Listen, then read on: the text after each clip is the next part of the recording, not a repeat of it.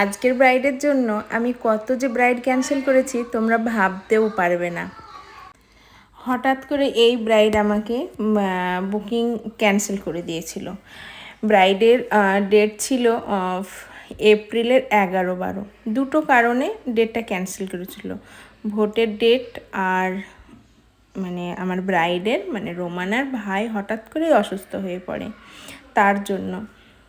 কিন্তু আমি ওই এপ্রিলের 11-12 নাই করে 4 থেকে 5 জনকে আমি ক্যান্সেল করেছি।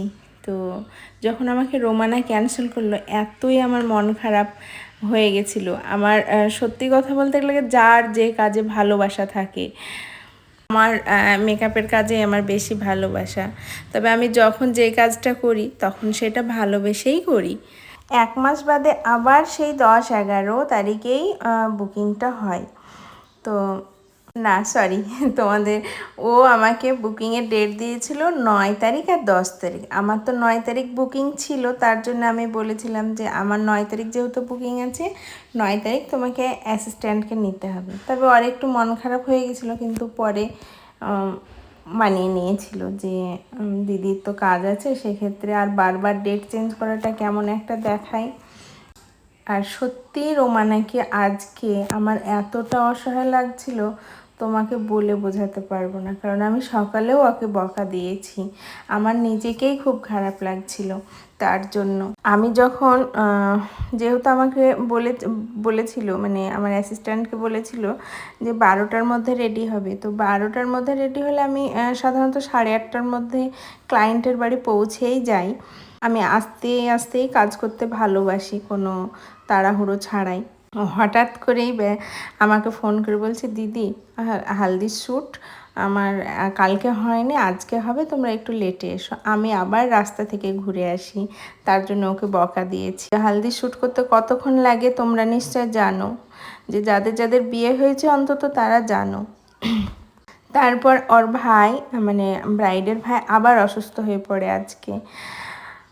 হালদি শ্যুটটা যাই হোক মানে হয় না, 0.5 ঘন্টা বাদে রোমানা বলছে, দিদি তুমি চলে এসো, আমি সাজতে বসে যাব, আমার শ্যুটে যাওয়া হয়নি। তারপরে গিয়ে দেখি কি না শাড়ি পাঠায়নি। মানে মেয়েটাকে সত্যি আজকে এত অসহায় লাগছে আর ক্লান্ত, এতই ক্লান্ত লাগছে বলে তোমাদেরকে বোঝাতে পারবো না। একটা ভিডিও আমি পোস্ট করেছি, তোমরা দেখলেই বুঝতে পারবে যে ও কতটা ক্লান্ত। মানে অনেকেই আছে খুব এনজয় করে মেকআপটা করে, এই ক্ষেত্রে একদমই উল্টো।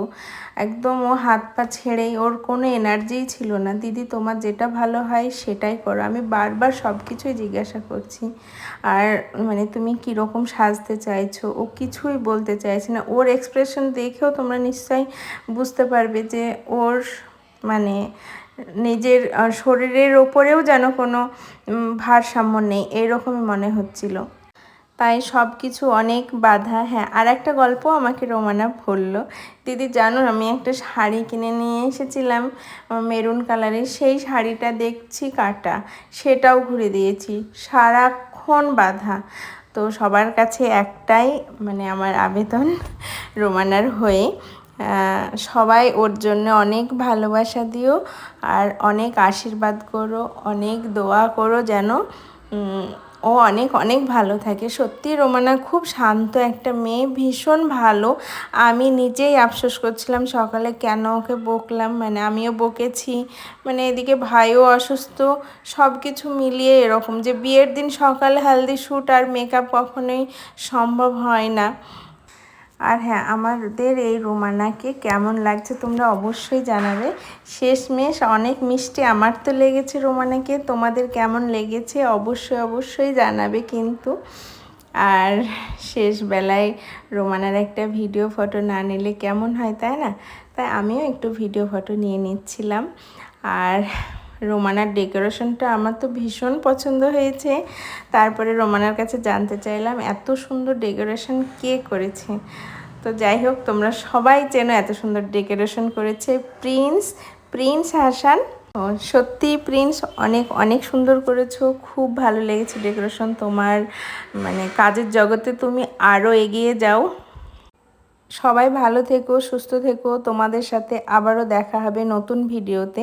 তবে হ্যাঁ, আগামীকাল রোমানার রিসেপশন, যদি সম্ভব হয়, আমি বললে লাইভে আসা হয় না দেখি, তো যদি সম্ভব হয় অবশ্যই আমি লাইভে আসবো রোমানার রিসেপশন লুক নিয়ে। বিয়ের দিন তো খুব চাপে গেল, তো রিসেপশনের দিনটা কেমন যায় অবশ্যই তোমাদের সঙ্গে শেয়ার